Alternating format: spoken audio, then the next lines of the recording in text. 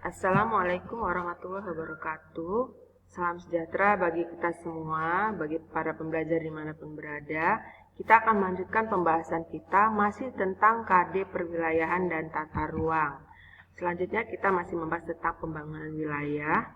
Kali ini khusus mengenai daya dukung wilayah. Mengapa daya dukung wilayah ini penting untuk dibahas atau dipelajari? Karena untuk melakukan pembangunan wilayah yang efektif, tepat guna, dan tidak berdampak terhadap lingkungan, itu perlu dilakukan dulu analisis daya dukung wilayah, sehingga pembangunan yang dilakukan tetap dapat mewujudkan yang namanya pembangunan berkelanjutan. Artinya pembangunan tetap dilakukan, namun kelestarian lingkungan dan daya dukung terhadap kehidupan masyarakat serta makhluk hidup yang ada di dalamnya tetap bisa mendukung atau tetap bisa terpenuhi dengan baik. Baiklah, kita lanjutkan. Daya dukung wilayah, apakah yang dimaksud dengan daya dukung wilayah? Ya.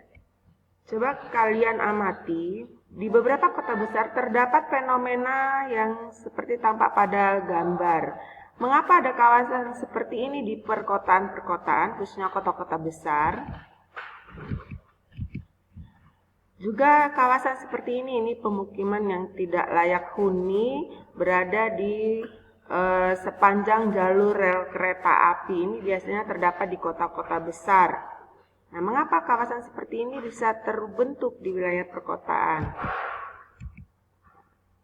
Ini fenomena tunawisma ya. Ini juga banyak kita temukan di wilayah kota-kota besar. Nah, kira-kira mengapa di kota-kota besar bisa terjadi hal-hal seperti ini? Ini pengemis ya. Di beberapa kota besar itu banyak sekali fenomena pengemis ya. Bahkan kadang sampai pemerintah daerah ini sulit mengatasi pengemis. Nah, mengapa hal ini bisa terjadi? Selanjutnya ini adalah fenomena tanah longsor ya. Tanah longsor ini biasanya terjadi di area lereng. Di lereng-lereng bukit dan gunung, ini tanah longsor umumnya terjadi jika wilayah lereng itu sudah rusak ya, kondisi ekosistemnya sudah rusak akibat digunakan untuk pemukiman maupun peladangan. Ini banjir adalah salah satu bencana yang biasa melanda di wilayah kota-kota besar di Indonesia seperti Jakarta. Ini rutin setiap tahun terjadi, khususnya di musim-musim penghujan. Nah, ini juga menimbulkan pertanyaan di benak kita, mengapa hal seperti ini terjadi dan berlangsung terus-menerus setiap tahun.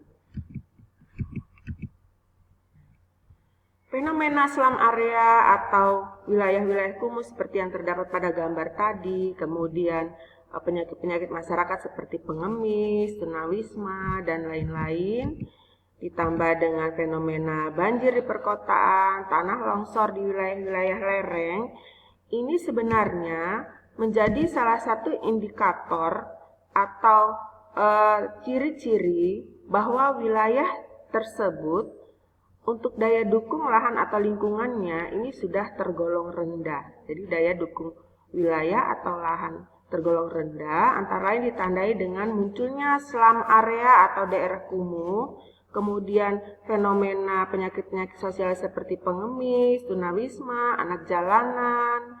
Demikian juga dengan bencana seperti banjir yang melanda beberapa perkotaan di Indonesia, kemudian bencana tanah longsor.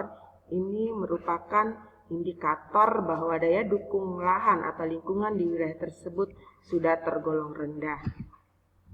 Berikutnya apa sih yang dimaksud dengan daya dukung lingkungan hidup? Yaitu kemampuan lingkungan hidup untuk mendukung kehidupan manusia dan makhluk lain yang tinggal di wilayah tersebut. Atau dapat dikatakan juga ya, daya dukung wilayah atau carrying capacity adalah jumlah maksimal populasi dari spesies tertentu yang dapat hidup di suatu daerah tanpa merusak ekosistem yang menopangnya secara permanen. Jadi daya dukung adalah Daya dukung wilayah juga bisa dikatakan adalah jumlah maksimal populasi yang dapat hidup di suatu tempat tanpa merusak ekosistemnya, dan ekosistem di situ tetap dapat mendukung kehidupan makhluk hidup yang ada di atasnya. Daya dukung lingkungan juga dapat diartikan sebagai daya tampung maksimum lingkungan untuk diberdayakan oleh manusia. Jadi yang dimaksud dengan daya dukung lingkungan adalah berapa kemampuan maksimum lingkungan tersebut untuk ditempati oleh populasi manusia, di mana kehidupan mereka tetap dapat terjamin dan terpenuhi segala hajat hidupnya dari lingkungan tersebut. Yaitu yang dimaksud dengan daya dukung lingkungan. Selanjutnya, apa yang dimaksud dengan tingkat daya dukung wilayah atau lingkungan? Di sini bisa dideskripsikan. Di awal pertumbuhan wilayah, daya dukung lingkungan biasanya masih sangat tinggi. Jadi pada saat awal bertumbuh wilayah tersebut, penduduk masih sangat tinggi.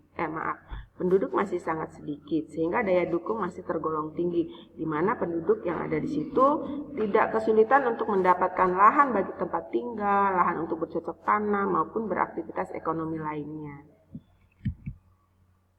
Hal ini mendorong pertumbuhan populasi akan terus meningkat karena dilihat wilayah tersebut masih sangat cukup, masih sangat dapat menunjang kehidupan makhluk hidup khususnya manusia. Ini apalagi dengan daya dukung yang tinggi, maka masyarakat yang ada di sana kehidupannya akan terlihat sejahtera dan makmur. Ini akan menjadi daya tarik bagi penduduk atau populasi lain untuk datang ke wilayah tersebut, sehingga mendorong pertumbuhan populasi di wilayah itu terus meningkat.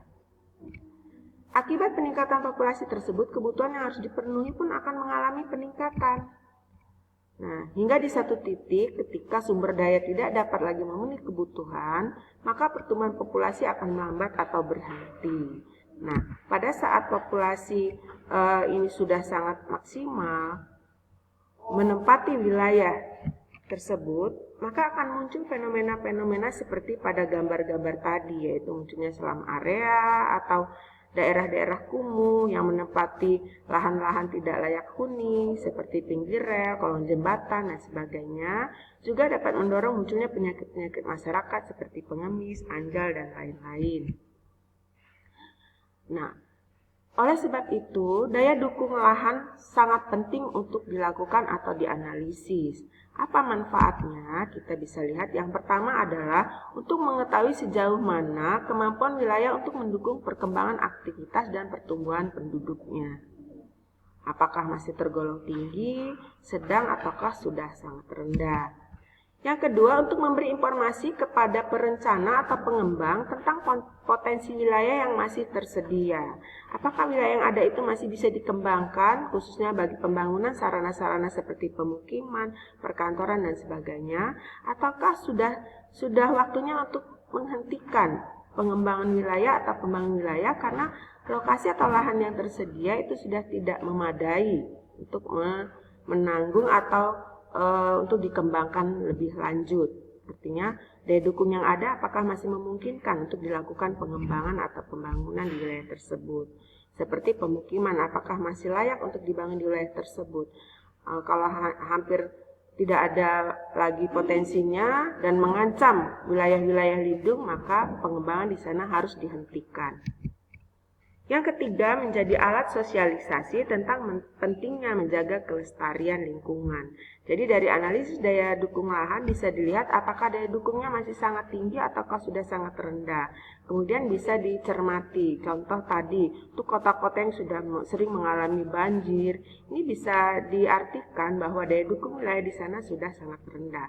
Artinya sudah harus dilakukan upaya penataan kembali dan penetapan land use lahan secara tepat, mana yang merupakan lahan lindung, mana yang boleh dijadikan wilayah pemukiman, mana yang bisa dijadikan wilayah bisnis, dan seterusnya.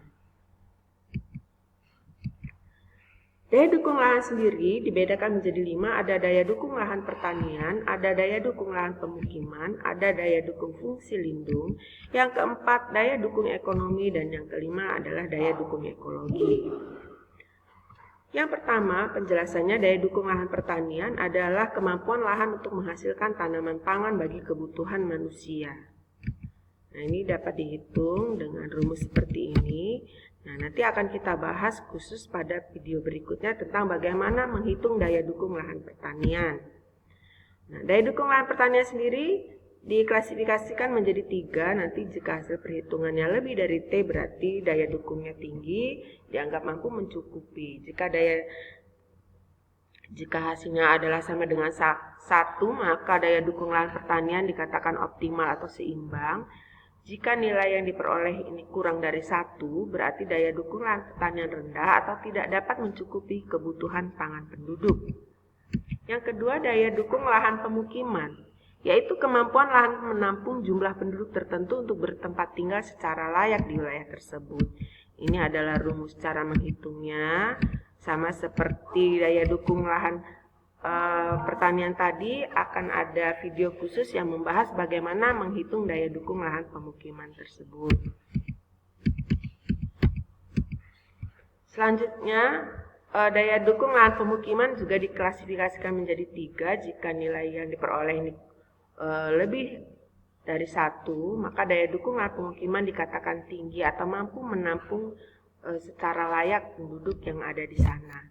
Jika nilainya sama dengan 1, maka daya dukung lahan pemukiman dikatakan optimal atau seimbang. Jika nilai yang diperoleh kurang dari 1, maka daya dukung lahan pemukiman dikatakan rendah atau tidak dapat menampung penduduk. Yang ketiga adalah daya dukung fungsi lindung. Apa yang dimaksud dengan kawasan lindung? Yaitu kawasan yang berfungsi untuk menjaga kelestarian lingkungan hidup, menjaga kelestarian segala macam sumber daya alam yang ada di atasnya, segala macam sumber daya buatan, kemudian nilai-nilai sejarah serta budaya bangsa, untuk kepentingan pembangunan yang berkelanjutan. Daya dukung fungsi lindung dikatakan juga kemampuan kawasan lindung untuk menjaga keseimbangan ekosistem di wilayah tersebut, khususnya melindungi udara, air, tanah, dan kehidupan makhluk hidup yang ada di wilayah tersebut. Ini cara menghitung daya dukung fungsi lindung. Cara menghitung daya dukung fungsi lindung pun akan kita bahas secara khusus pada video berikutnya. Nilai daya dukung fungsi lindung berkisar antara 0 sampai 1. Jika daya dukung fungsi lindung berkisar antara 0 sampai 0,20, maka daya dukung fungsi lindungnya dikatakan sangat rusak. Yang berikutnya, jika berkisar antara 0 sampai 0,20 sampai 0,40, berarti daya dukung fungsi lindungnya dikatakan rusak. Jika nilai daya dukung lingkungan berkisar antara 0,40 sampai 0,60, daya dukung fungsi lindung dikatakan sedang. Selanjutnya 0,60 sampai 0,80, daya dukung fungsi lindung dikatakan baik. Dan jika berkisar antara 80 sampai 100 atau 1,00, maka daya fungsi lindungnya dikatakan sangat baik. Berikutnya, daya dukung ekonomi wilayah adalah kemampuan perekonomian suatu wilayah dalam mendukung konsumsi penduduk di wilayah tersebut atau mendukung kegiatan ekonomi wilayah tersebut berkaitan dengan lapangan kerja dan pendapatan. Cara menghitungnya seperti ini, nanti akan kita bahas pada video khusus tentang cara menghitung daya dukung ekonomi wilayah. Daya dukung ekonomi wilayah juga sama seperti yang lainnya, diklasifikasikan menjadi 3. Jika lebih dari 1 daya dukung ekonomi tinggi, sama dengan 1 seimbang, kurang dari 1 dikatakan rendah atau tidak dapat memenuhi. Yang terakhir adalah daya dukung ekologi, yaitu tingkat maksimum pemanfaatan suatu sumber daya atau ekosistem yang dapat diakomodasi oleh suatu wilayah sebelum terjadi penurunan kualitas ekologis. Cara menghitung daya dukung ekologi seperti ini, ya. Kita akan membahas cara menghitungnya pada video berikutnya. Nah, daya dukung ekologis maksudnya. Daya dukung ekologis juga dibedakan menjadi 3, yaitu lebih dari 1 daya dukung ekologi dikatakan tinggi, sama dengan 1 seimbang atau optimal, dan kurang dari 1 dikatakan rendah atau tidak dapat memenuhi hajat hidup atau mendukung kehidupan makhluk hidup yang ada di atasnya. Demikianlah penjelasan tentang daya dukung wilayah secara umum. Kita akan lanjutkan pada video berikutnya tentang bagaimana menghitungnya. Saya akhiri, wassalamualaikum warahmatullahi wabarakatuh.